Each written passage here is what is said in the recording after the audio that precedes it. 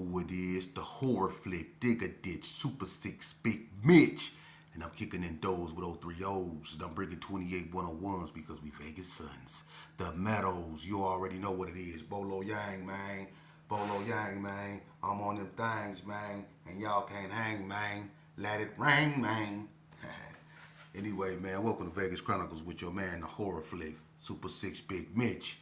And today, like every other day, man, I bring you actual factuals, Vegas Chronicles, man. Shout out to DJ FOS, man.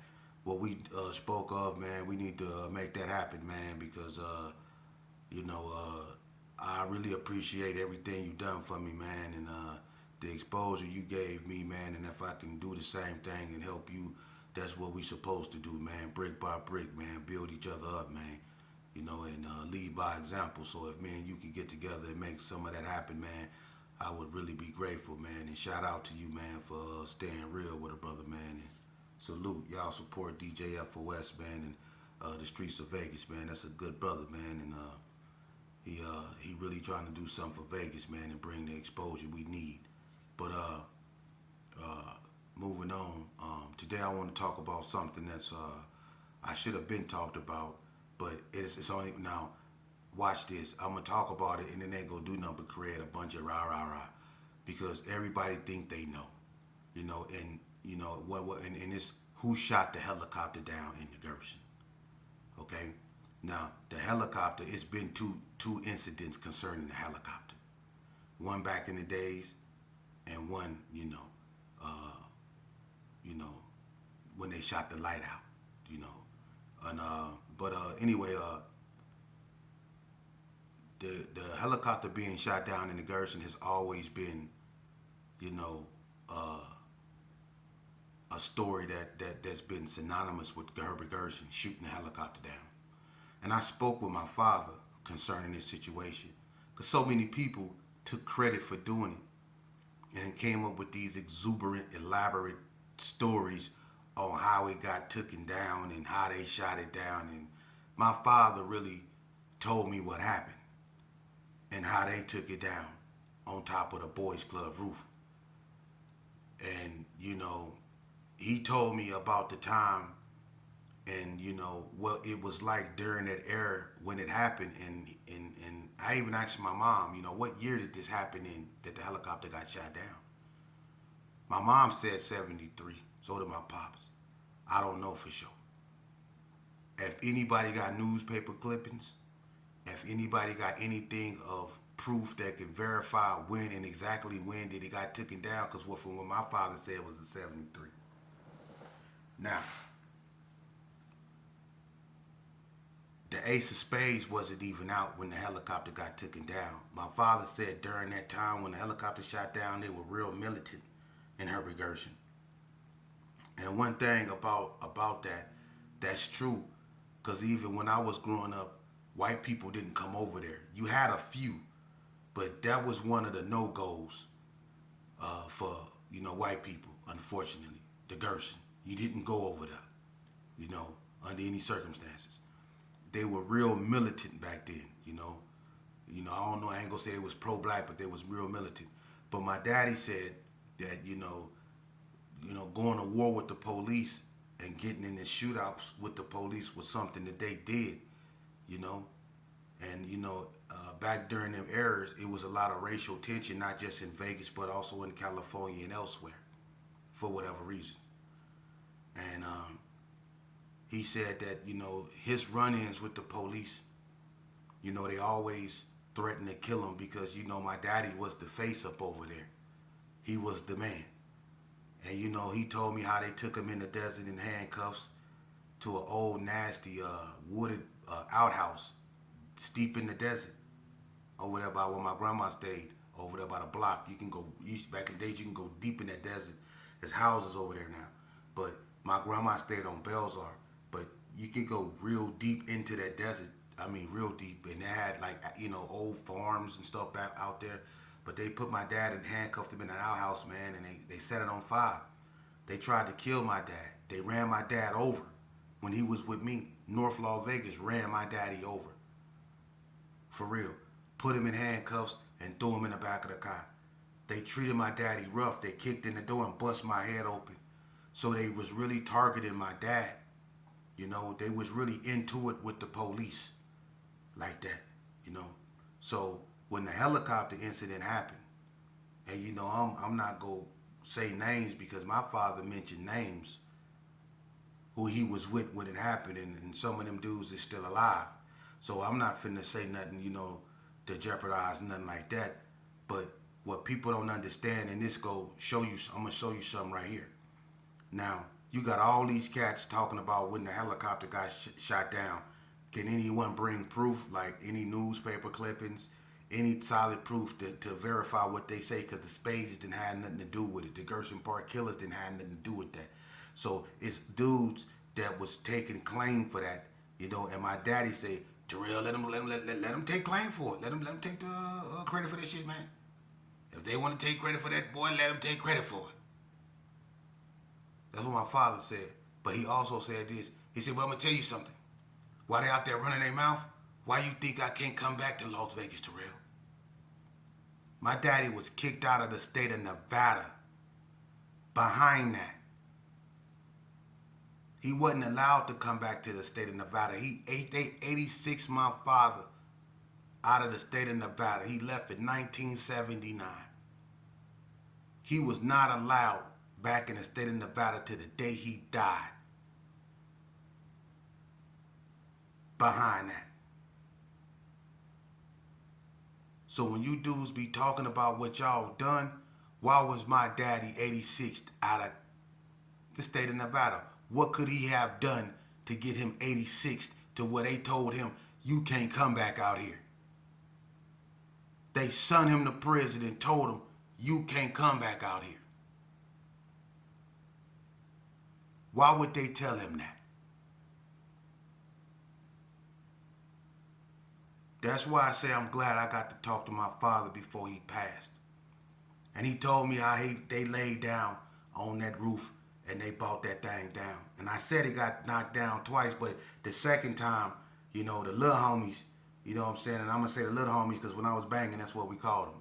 The little homies, the wax. They shot the light out. That big beam they be putting on you, them wax took that out, and they almost brought it down. It is what it is. That happened a long, long time ago. You know, but it's a lot of people that take credit for that been going around saying they did it, we did it, you know. And like my father said, if y'all want to take credit for it, go ahead. But y'all know the real. My father was kicked out. He was 86th out of the state of Nevada for a reason, man. Since 79, my father been gone. And every time he came out here, it's because he snuck out here. But he could never get caught out here. Every time they caught my father out here, they arrested him and they sent him back to California.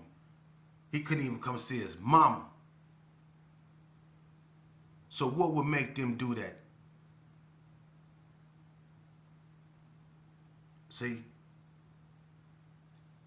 And let whoever want to call my father a lie step forward. I debate and one of y'all. Everybody know my father. Everybody know his legacy. So I don't see nobody saying, no, Sheepdog didn't do that. Sheepdog lying. Sheepdog can't. No, boy, nobody called my daddy no liar with it. Let him step forward. Everybody know my father. So he the one told me, you know, what happened with that situation. And I'm not going to go into details because like he said, still. So he named some dudes, man. They was taking it to the police, you know. And the police tried to kill my father on many occasions. My Uncle Buck, Hammerhead, he dead. And they don't know who killed my uncle. How they can't solve that crime? They don't know who killed my uncle. Just like they wouldn't have known who killed my father on many occasions. So when it comes to the helicopter thing, man, that was during my father era, man. I wasn't even on this earth. I was born in 74. I can only go off what I heard people saying, And I done heard some cold stories, man, coming from over there about how the helicopter come down. You know, I done heard all kind of weird stories, man. You know, elephant guns, missiles, rocket launches, and all that. But my daddy told me what happened and how it went down. You know, but due to the respect of people that still breathing, leave that alone, man. You know, but people need to quit claiming glory they don't own. You know what I mean? That's all I'm saying. You know, and moving along, man. Uh, I don't know if y'all been paying attention, but we on borrowed time, man. I'm not finna get to preaching. I'm just keeping it real. What y'all have to understand, I told y'all, if y'all want me to get to talking about other things, because it's more to life than just Vegas and gangs, I can always talk about that. But we need to stay in the here and the now, because what I'll be talking about when it comes to, you know, real Vegas history is back then. We have to also not lose sight of the here and the now, and the here and the now is recognizing when civilization is on the brink of annihilation, and right now we are. Listen, everything is so fragile right now. It is. And at any moment, everything can just be in total chaos. What's happening over there in the Middle East, what's happening over there in Russia and the Ukraine, it's the beginning of something big, man. It's the beginning of something that the United States really have no control over. You know? We don't know how far Vladimir Putin is finna go. When that situation took place over there in Israel, I'm not finna get into that. You know, but when that situation took place over there, you know, it was a distraction. Because Putin knew the United States was gonna have to use that same aid that they was giving the Ukraine, redirected to Israel now. Now the attention is on the conflict in Israel and not so much on the Ukraine. That's what Vladimir Putin wanted. So you got to know what's really going on in them world. Y'all call yourself gangsters and thugs and stuff, but people like Vladimir Putin. And for the people that don't know, the word Vladimir, that means son of. Okay? So his name is Vladimir Putin, which means son of Putin. Anybody named Vladimir, that means son of. So his name is son of Putin. That man right there is an ex-KGB officer. His mentality, the way he thinks, there's no telling how far he will go, man. It's just like having Lenin or Joseph Stalin back in power, man. He will send his people to the grinder, the meat grinder, just to get whatever objective he's trying to push done. He don't care how many people died. 22 million Russians died up under Joseph Stalin in the gulags. He murdered 22 million of his own people, man. That's not counting the people that died during World War II, which they estimate to be at 55 million. You got to understand who you're dealing with. And what's going on in Israel has the potential to spread. A lot of you people ain't into this because y'all into the streets and y'all want to be on TikTok doing stupid stuff. But when the stores are empty and your phone don't work and your water cut off, what you go do then? If you lost your phone, you would go crazy. How many of y'all have misplaced your phone in your house and then pulled your hair out your head trying to find it? Especially if you ain't got nobody at home to call it.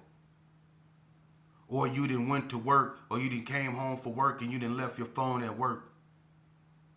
And you find yourself speeding back to work trying to get there, hoping somebody didn't steal your phone. huh?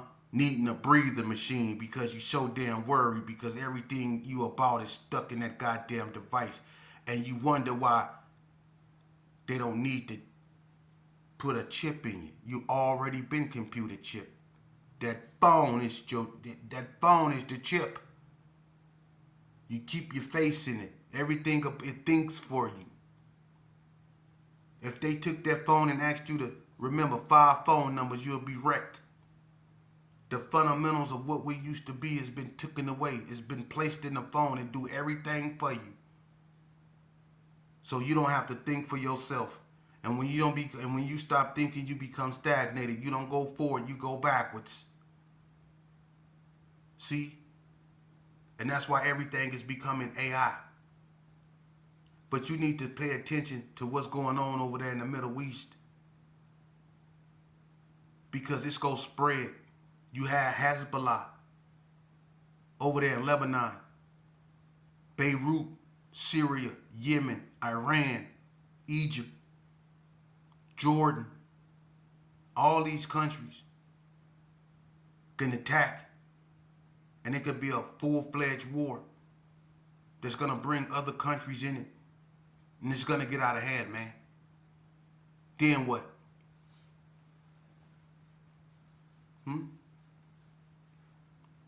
And over here in America, I don't know if y'all even care about politics or no. We don't have a speaker, meaning ain't no resolutions that's going to be passed, no laws or nothing. Ain't no laws that's going to be drawn up, no resolutions going to be passed. We don't even have a speaker in the House. The Speaker of the House is the third in line for presidency, man. Ain't nothing go get to the Senate to be passed and signed into law because we don't have no Speaker of the House. So there will be no votes. Everything Biden do is going to have to be by executive order. Y'all need to really pay attention, man.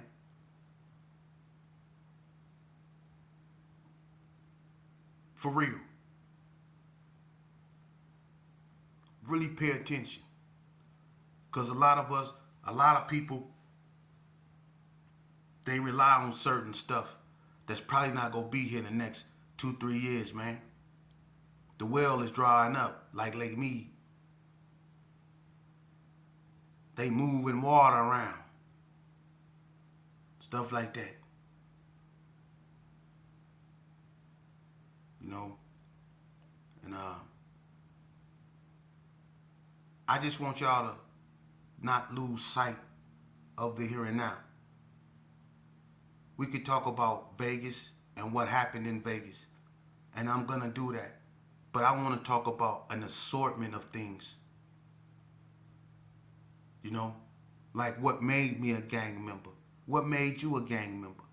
Why did I become a Gerson Park Kingsman? Was it because I'm a little sheepdog? No. Because even though I was a little sheepdog, I still had a choice. I knew right from wrong. I did. I knew right from wrong. But what would drive a person to join the gang? Was it a lack of self-esteem? How could I have a lack of self-esteem when I was told who my father was, this legendary figure? People wouldn't let me have a lack of self-esteem. I'm sheepdog. I was a little sheepdog. I was supposed to be able to fight. I was supposed to be hard, stone to the bone, all that because that man was my father. So I didn't get the benefit of the doubt was born with me. But I still had a choice. So what made me join the gang? What made me join the gang? You know what made me join the gang? I found love in the streets and other places where I should have found it at home. What I found at home was something a child shouldn't find nowhere. I'm not going to get into that. I went through it and I survived it.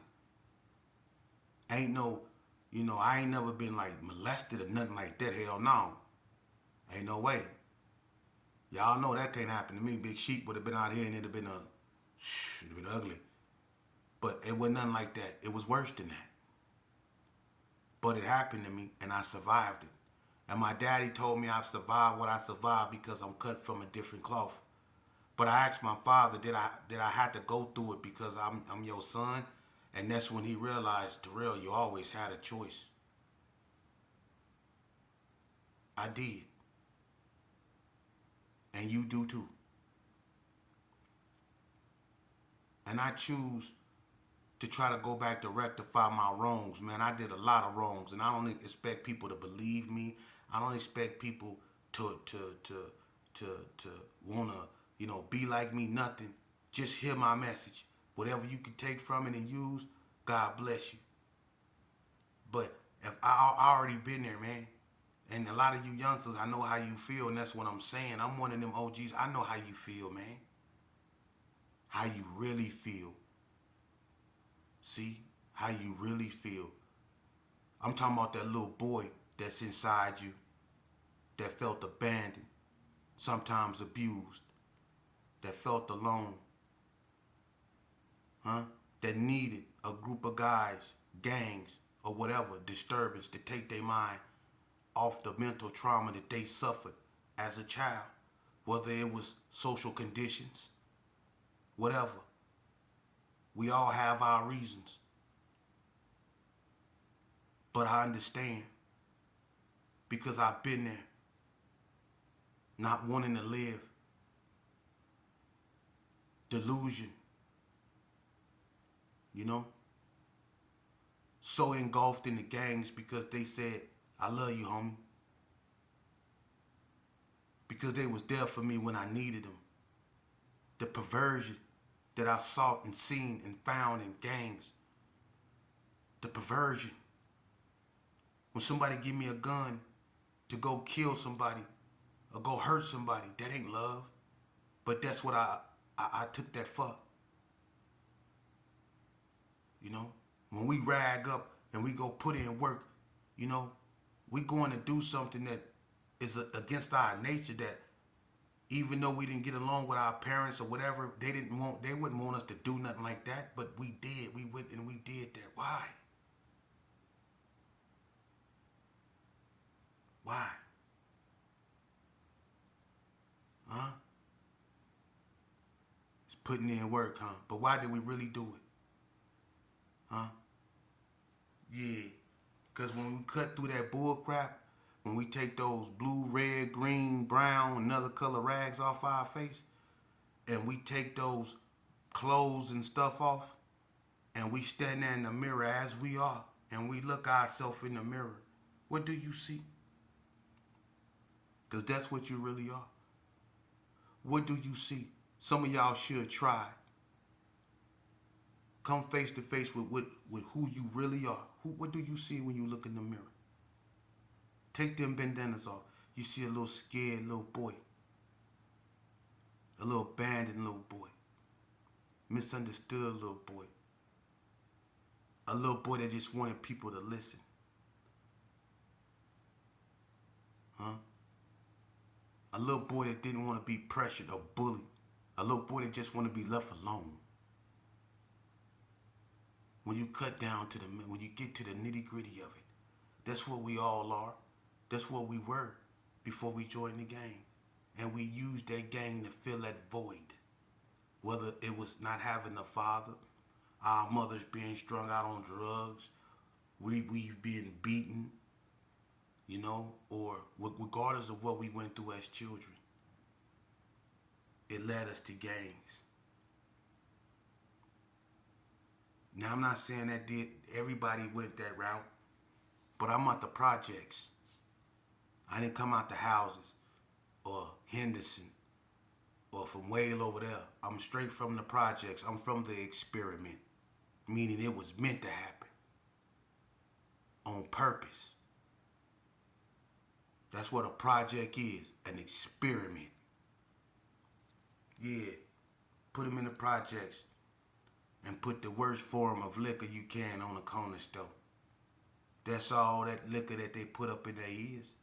It's the bottom of the barrel, like tobacco, 4 aces. That's what the liquor is in our store is. It's the 4 aces of liquor. All remember the 4 aces in prison, the big bag of tobacco that people used to buy, the poor man bag. That's what that liquor in them stoves is. The bottom of the good liquor they take, they get that to you. That's why it's so potent. That wine, that cheap liquor, Mad Dog, Old England's, Wild Eyes Rose. You don't find that in other people's neighborhoods, but you find it in yours. Yeah, they know what they doing. Give them some salt, liquor, cholesterol, plenty of cigarettes and blunt wraps. Give them everything they need. Bandanas, all that, so they can kill themselves. In the experiment, the projects. That's where they finding poison at. That's why they tore down the Gersons. They found poison up under the. No wonder we was acting like that over there. Can you imagine how much poison is up under these other neighborhoods? They damn sure found something in Tree Line Park.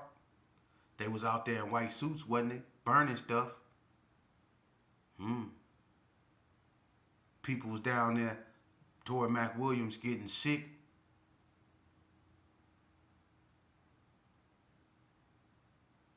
You need to stay focused in the here and now. For real. But as far as the helicopter goes, we need to bring solid proof on here. And I'm going to try to get the newspaper clippings. And we going to try to get to the bottom of the helicopter being shot down. Like I said, it was only took down one time. But the other time, they just shot the light out. You know. And that's,